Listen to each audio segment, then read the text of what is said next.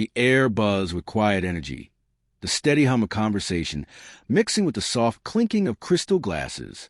The room shimmered under the golden glow of the chandeliers, and she moved through it all like a magnet, drawing eyes and attention without effort.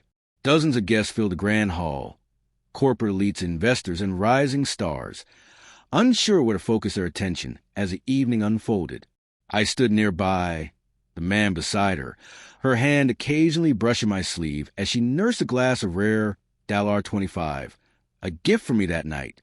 She barely sipped it.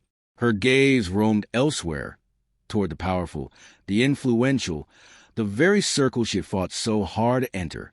"This is David." She introduced me with a rehearsed ease, the corners of her mouth lifting into a smile that didn't quite reach her eyes. "My quirky cousin." A polite ripple of laughter passed through the crowd. I didn't join them. Across the room, Richard Hale froze in place, his drink halted halfway to his mouth. The amber liquid glinted in the light, catching on the cut of the glass as his throat worked to suppress an instinctive gasp. His eyes locked on mine, wide with recognition and barely concealed dread. The mood subtly shifted. Conversations dipped into whispers. One by one, glances flickered in my direction, then back to her.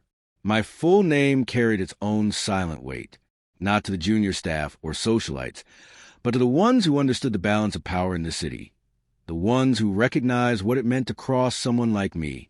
They saw the cracks in her carefully built illusion. But to truly understand this night, one must start from the beginning.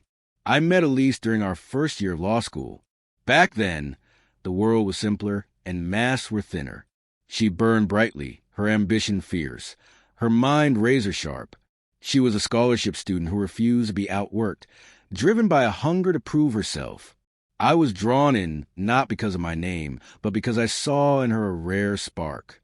I kept my family's considerable fortune and influence from her in those early days, not out of manipulation, but because I wanted her to see me, not the empire behind me. We married not long after passing the bar, in a small civil ceremony.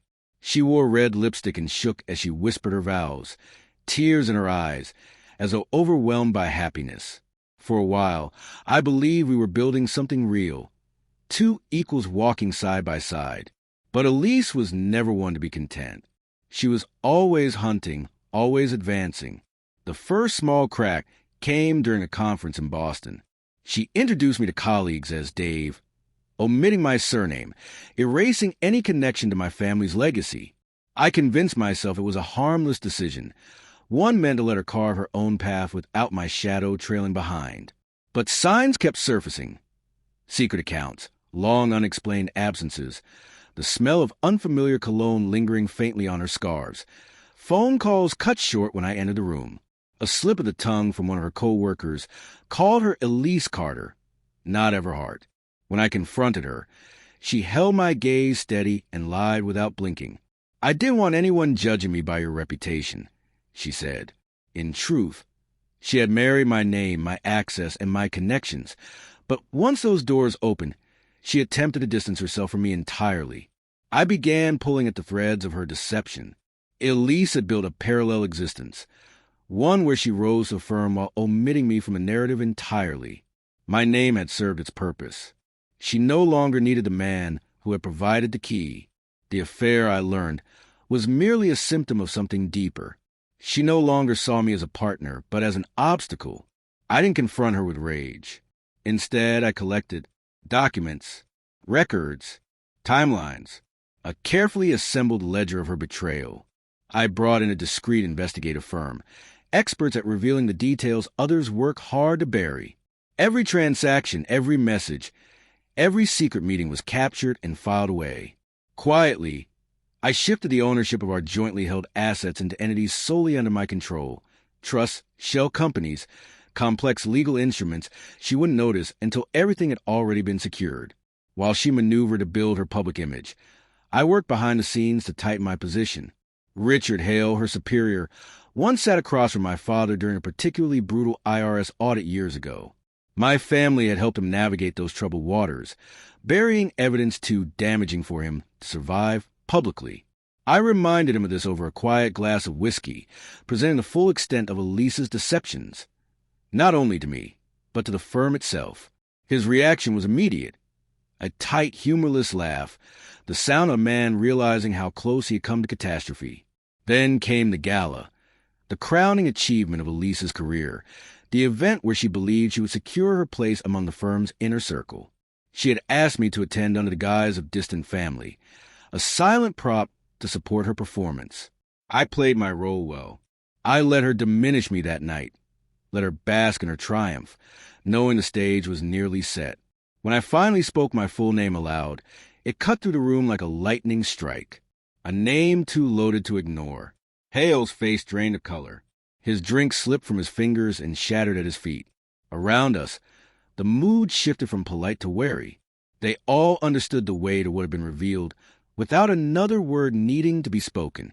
Hale turned and walked away, leaving Elise standing alone in front of the crumbling tower she had built.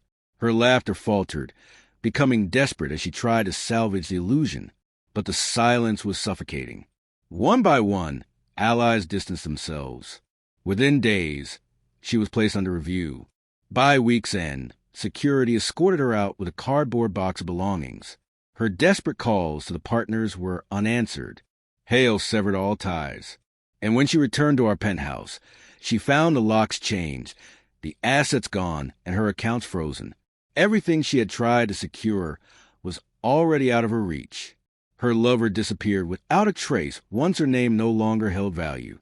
For weeks later, she stood in my office doorway, stripped of the poise and polish she once wore like armor. No makeup, no jewelry, no ring. Only defeat. "I made mistakes," she whispered. I met her gaze without pity. "No, Elise, you made calculated decisions." "So, did I. You just didn't see mine coming." She asked if I had ever truly loved her. I admitted that I had. But love, I explained, sharpened the person. It makes one see clearly. And when it recognizes betrayal, it doesn't lash out blindly. It waits. It prepares. I walked her to the elevator. As the doors slid shut, the full weight of her downfall finally seemed to register in her expression. I had never been her harmless cousin. I had simply been patient. There was no remorse in my chest as she disappeared from view. Justice doesn't shout. It moves quietly, precisely, and leaves only truth in its wake.